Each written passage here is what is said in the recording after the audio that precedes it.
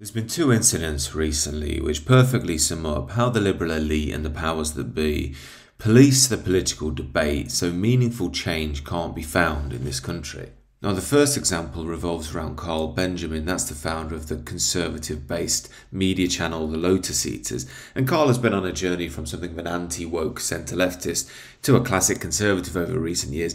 And he's a perfectly reasonable guy. If you watch his stuff, you may not agree with everything, but he's always good faith in his debates. Now, Carl has found himself at the centre of a national news storm recently as he had ex-Prime Minister Liz Truss on his platform.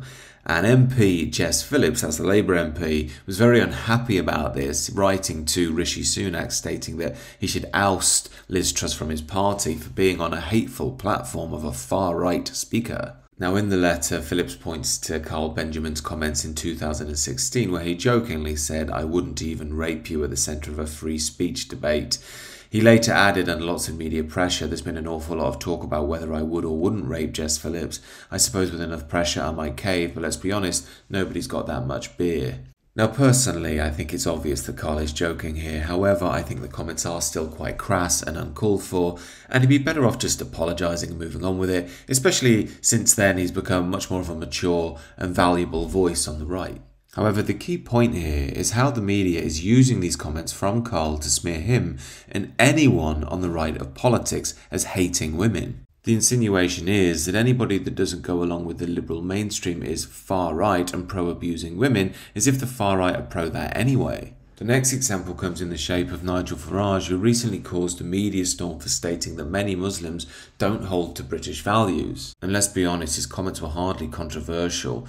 Recent data shows that over 40% of UK Muslims support aspects of Sharia law, and why wouldn't they? They're Muslims, they're bound to support the dictates of their own religion. Yet for stating this across Twitter and the liberal media, Nigel Farage has been branded a fascist and far right and so forth. Even some people have been stating that he shouldn't even be allowed on Question Time. Yet perhaps most interestingly, this meme has been doing the rounds between progressive idiots on Twitter, comparing Nigel Farage with Oswald Mosley as supposedly eerily similar. Now, this little meme shows us that leftists and liberals really don't understand what the far right is, so I thought it might be fun for us to do our own little analysis of it. So here we go, the same story, separated by 80 years. Wealthy family, public school. I guess they have that in common, but that's not really a sign of being far right.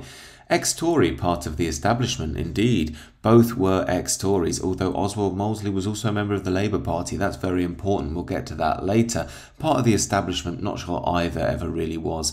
Pops up during a recession caused by bankers. Not exactly. Oswald Mosley didn't do very well out of the recession at all. In fact, his party lost seats, and Farage really came on the back of Brexit more than the recession. Forms nationalist authoritarian political party, definitely true of Mosley, the British Union of Fascists famously. Farage not at all. His is a free market libertarian party, very important, we'll get to that in a minute. Claims to speak for the man in the street, well, yeah, but so does every political party and politician. Blames minorities at the bottom for the problems caused by people at the top. No, massive obfuscation there. Essentially, I think they both blame the people at the top for letting the migrants in the first place, if they had any similarity in that regard. Now, when you see things like this, it clearly shows us that the leftists and progressives don't understand how politics really works. They don't know what the far right actually is. They just use the word far right as a slur to ostracize people from the mainstream political debate. So what does far right really mean? And yet I know we have imagery of goose stepping and genocide and so forth, but that's really more of an atheistic theology we live under these days. We've replaced Satan with Hitler, if you like.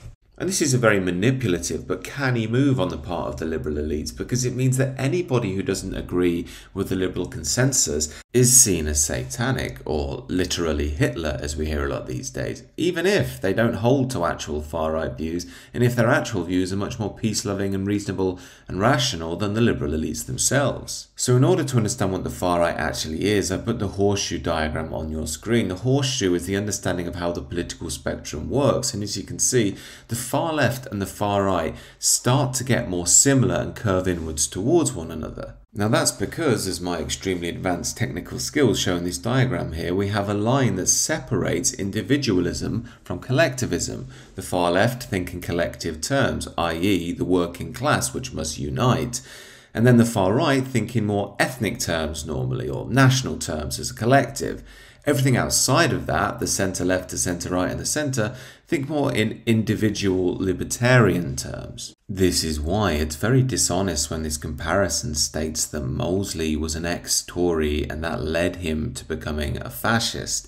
It's actually the other way around. He was a Tory, then was in the Labour Party, and then became a fascist. The reason Mosley could make that move so easily was because he was already a collectivist on the left who changed his views to a more nationalistic view and became a collectivist on the right. Farage is on the right, but he's an individualist. But of course, the political mainstream don't care about this nor want to know about this because they want the debate to function around where this circle is on your diagram. If anything goes out of that, they're extreme. They also want their economic policy to be somewhere slightly to the right and their cultural policy heavily on the left. Once you understand this dynamic and how leftward we are culturally, it explains why even having British flags on Regent Street is a concern amongst the mainstream media and the liberal elite of being fascist, whereas of course having loads of gay flags up there is absolutely great to them. It's also why we're in this mad irony where progressive voices online will call for Farage to be banned from Question Time for being too authoritarian,